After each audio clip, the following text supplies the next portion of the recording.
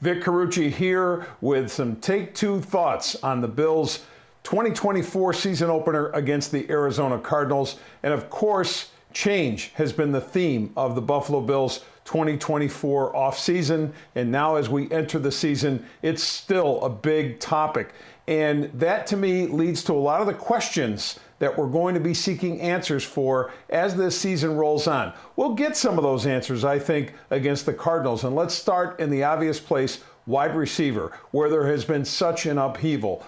What are the Bills going to do to replace one of the most dynamic players to wear a Bills uniform in recent seasons, of course, Stefon Diggs? I don't see that guy currently in this group of receivers. At least he didn't emerge, in my view, during the preseason. Will he emerge during the regular season? We'll see. Most of that is going to be determined by Josh Allen's performance, his ability to lift the level of those pass catchers, to get the most out of them.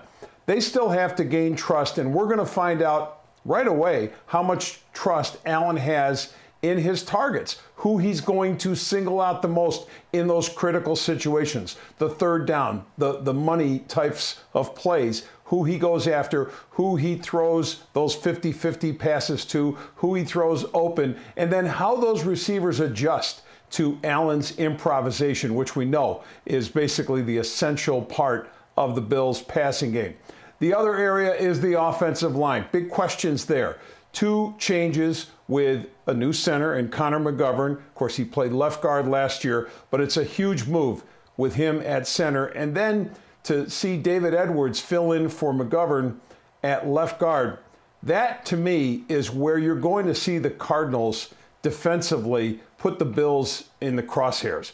They are going to attack, I think, the middle, the interior of that offensive line, try to get pressure up the middle against Josh Allen, get him off his mark, his spot where he feels comfortable throwing passes from the pocket, and have him do that on the move. We know Josh Allen can make plays throwing the football while rolling out. The key here, though, is do his receivers separate well enough to give him a chance to make those plays? Is he going to have to hold the ball too long? So that's where I think the pressure is going to come from with Arizona. And then here's the other thing. Josh is going to be forced to run quite a bit, and I think he'll be fine with that. We know Josh Allen, one of the most powerful, one of the most explosive running quarterbacks in the game, is going to want to take advantage of those opportunities. And remember, Arizona's defense not used to seeing this guy on any regular basis. So it's something when an opponent has to deal with Josh Allen's full game, which is not just throwing the football, but the great running ability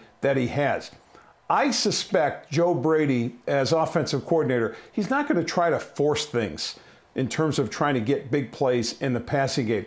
I think he's going to be methodical, kind of let it unfold organically, naturally, if you will, by having the coverages dictate, the one-on-ones dictate where the Bills anticipate them, for Josh to take advantage of those with the throws. I think this is going to be a big Dalton Kincaid game. I think we're going to say that week after week. The tight end who, as a rookie, had that 70-catch season. Very impressive stuff, especially toward the end of his rookie year. I think he emerges as a big force, finding those gaps in coverages, trying to give Josh, I think, a lot of those higher percentage throws. But foundationally, this is going to be, I think, for the Bills, a day when Joe Brady, their offensive coordinator, is going to want to run the football, want to put the ball in the hands of James Cook, and use the running game to do a couple of things.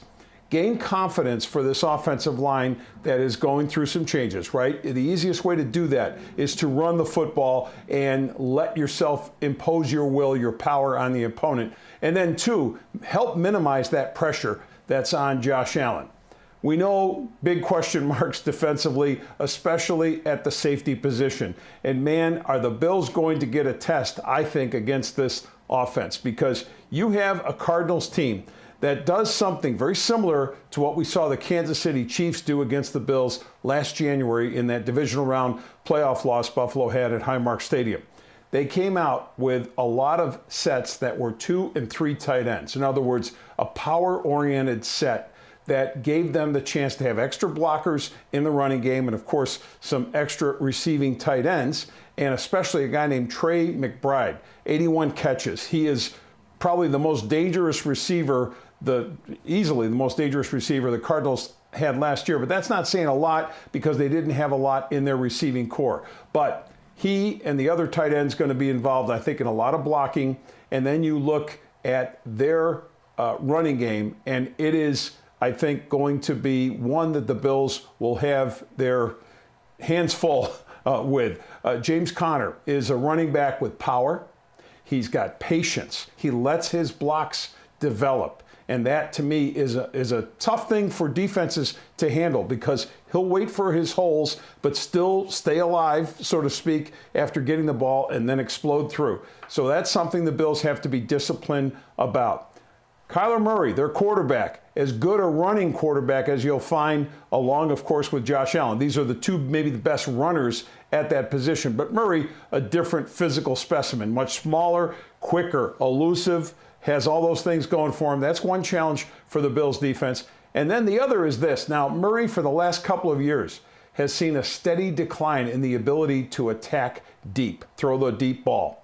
He's got a guy now named Marvin Harrison Jr., son of the Hall of Famer Marvin Harrison, who had played for the Colts. Marvin Harrison Jr., first-round pick from Ohio State, was one of the best deep ball players in college football. We'll see whether that translates to the NFL. But you think about the Bills' new safety configuration. Taylor Rapp, DeMar Hamlin, okay? No more Micah Hyde, no more Jordan Poyer. Those two are going to have to hold up on the back end to a lot of those big plays. And when the Bills play that nickel defense, that 5 defensive backs, yes, it helps them in coverage, but it does make them susceptible to an offense that goes with power. So the bottom line is this. The Bills overall, I think, the more talented team. They're playing at home. They come out with the win. But I don't know that it's necessarily going to be a dominant win.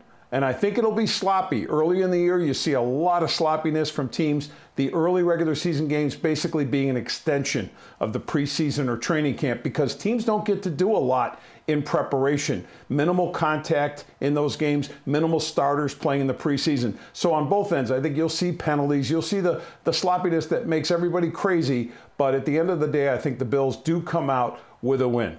For Channel 2 Sports, Vic Carucci.